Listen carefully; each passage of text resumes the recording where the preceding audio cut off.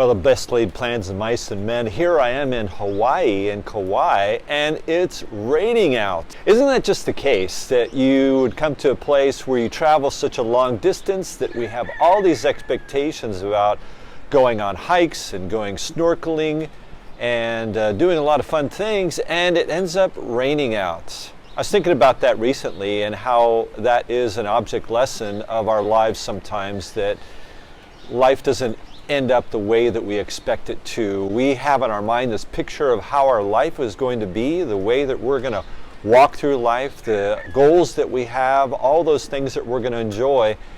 And it doesn't often turn out the way that we think. There's clouds that come, there's rain that comes, even when we expect the best, that it doesn't quite happen the way that we expect. I think the challenge for us is when we begin to look at the dark clouds, that we decide, how are we going to respond to those dark clouds? What is our day going to be like? What am I going to do today here in Hawaii, despite the fact that it's raining out and it's cloudy? I think about that verse in Psalms where it says, "This is the day the Lord has made, let us be glad and rejoice in it." And in that Psalm 118, the psalmist is looking at some very great difficulties and some great discouragements. And in the midst of that, he makes a choice of how he's going to respond, what he's going to do. He makes a choice that he's going to rejoice in the Lord. He's determining to rejoice in the Lord, despite the dark clouds, despite all that he's facing.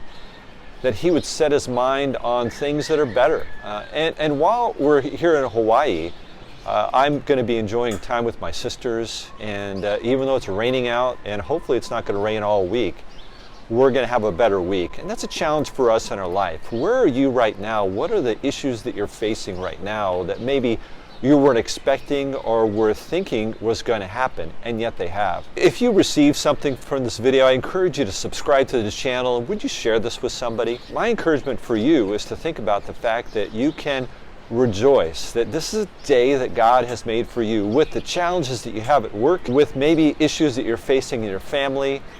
Maybe your life hasn't turned out quite the way that you want. And we have to walk through those things. We've got to walk through the rain today and adjust our schedule and decide what we're going to do.